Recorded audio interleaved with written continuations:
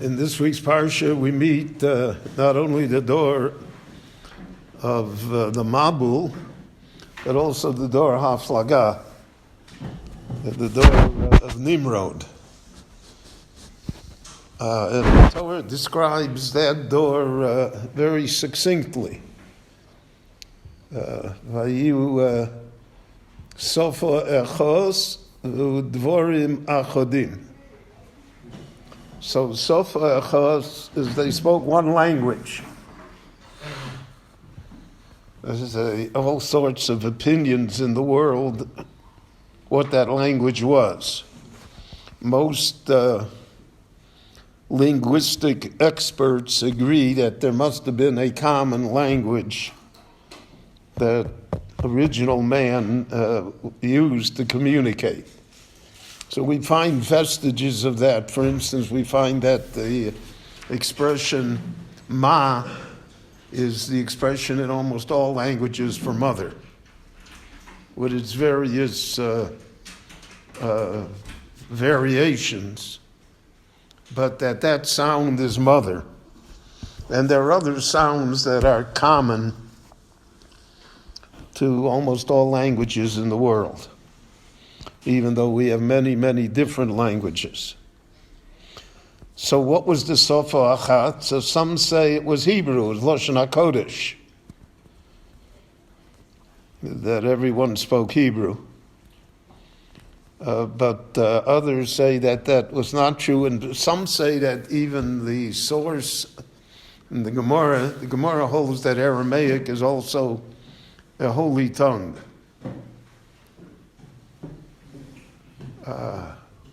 And therefore, that the language that was common was Aramite, was Aramaic.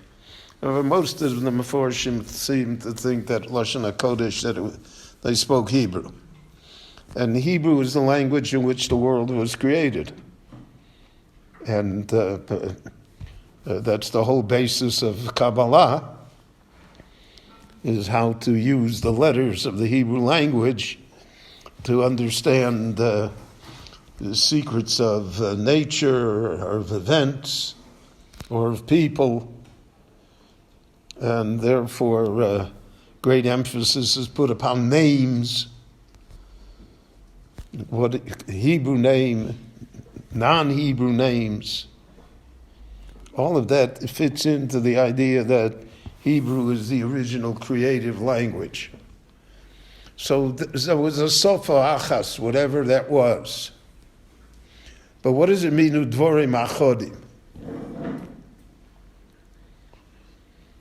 So it's interesting how the Meforshim looked at it from their point of view, hundreds, if not even thousands of years before our time.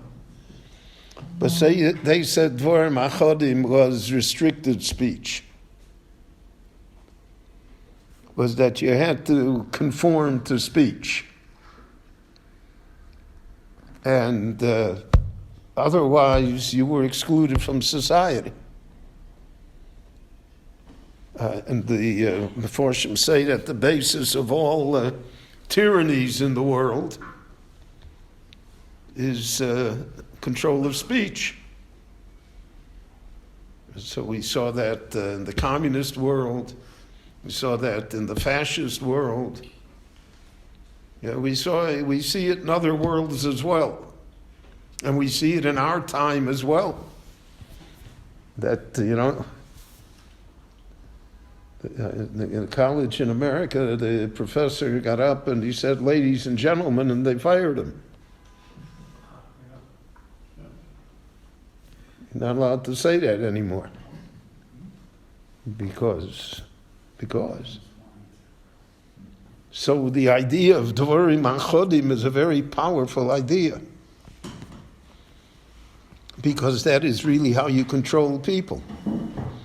And we see how powerful it is in our time also. We see how our own speech is also controlled.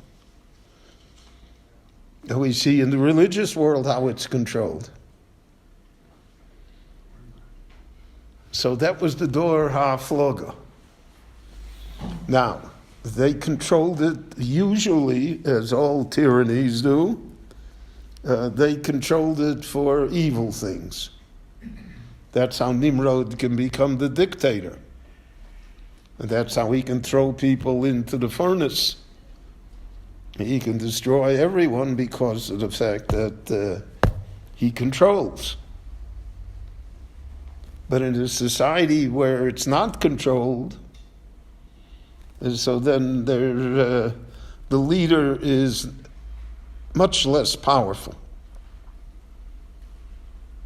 The influence of society is much smaller. And it allows, therefore, for individual thought and individual creativity and for an understanding of things that do not necessarily have to conform to general ideas, because general ideas have been wrong so many times in the world that we should be very careful. Without passing judgment, but for instance, you cannot speak today against climate change, against the fact that somehow what human beings do influences the weather, even though there's no evidence of that. But that's a prevailing thing. And if you say something against it, so then you're a boor, you're a fascist, I don't know what you are. And so the Dvorim Achodim is really the excuse me, is really the introduction to Avraham Avinu. Because Avraham Avinu is against the Dvorim Achodim. He says what no one else says. He says against. That's why he was thrown into the fire in Ur Kasdim. And that's why he's called Avraham Ivri. Shehu me'ever echad, v'chol ha'olam me'ever acher. He's on one side and everybody else is on the other side. So the greatness of Avram is Vayikra Avram b'shem Hashem keil olam. He spoke about it.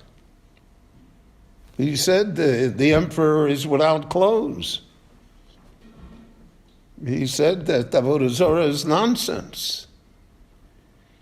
He said that Zdom is wrong. And that is the height of what the Torah comes to teach us. Is that Dvorim Achodim is very dangerous. So, we speak now about unity. We want the unity government, the unity this, the unity that. Unity is one thing, conformity is another. We don't want conformity. Because conformity breeds dictatorship, and dictatorship always breeds Avodah Zarah. Because the worship of Stalin is Avodah Zarah. He's, Hitler's Avodah Zarah. So unless somehow it is controlled, it's balanced, other viewpoints are allowed and even encouraged, so then we're in trouble. So one of the great things that I learned in my years in the yeshiva was that there was always another opinion. If you know that rule, that there's always another opinion, you're already on the way to being a thinking, positive person. And you may think the other opinion is wrong. You're entitled to think that too. And you're entitled to reject it. But you have to know that there is another opinion. And in fact, that's why the Gemara is full of other opinions. Because if they wanted to write a book up pure of halacha, they would have written the Shulchan Aruch. And even the Shulchan Aruch is full of other opinions. All of Jewish life is full of other opinions. So then you have a right to pick and choose which opinion you want to follow. Which one speaks to you? Which one motivates you? But the realization that there's not dvarim achodim, that's the introduction to Avram Avinu, and that's really the introduction to all of the ideas of the Torah, because that enhances our knowledge, it opens our mind, and it makes us great people, which each and every one of us can be. So that is part of the idea here when the Torah introduces us to the Dor HaFlaga.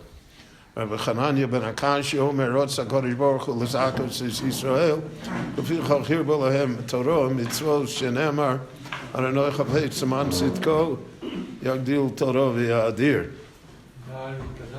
Amen.